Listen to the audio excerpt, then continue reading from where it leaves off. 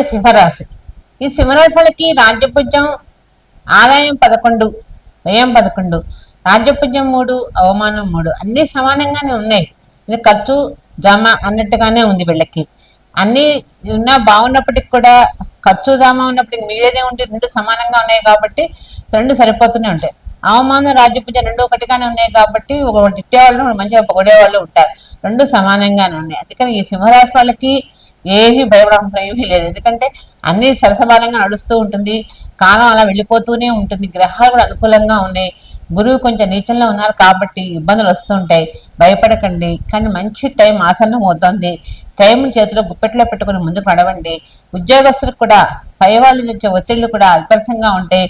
ఉద్యోగంలో భద్రత కోల్పోతూ ఉంటారు.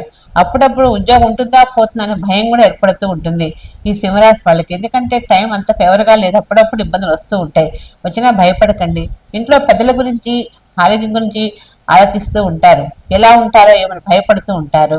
భార్యాభర్తలు కూడా అన్యోన్యంగా ఉంటారే కానీ ఏదో ఒక విషయంలో ఇబ్బంది పడుతూనే ఉంటారు. ఇవన్నీ కూడా ఈ సింహరాశి వాళ్ళకి జరుగుతున్నాయి.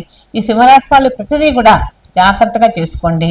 వ్యాపారాలు చేసేవాళ్ళు ఎవరైనా సరే వ్యాపారానికి ఎక్కువ పెట్టుబడి పెట్టకుండా డబ్బులు వస్తున్నాయి కదా అని ఉన్నట్టుగా పెట్టుకోకుండా జాగ్రత్తగా చేసుకోండి.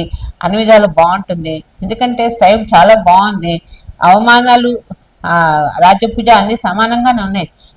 రెండు సమానంగా ఉన్నాయి. ఇబ్బంది పడక్కర్లా. ఆదాయాలు రెండు సమానంగానే ఉన్నాయి. భయపడకండి.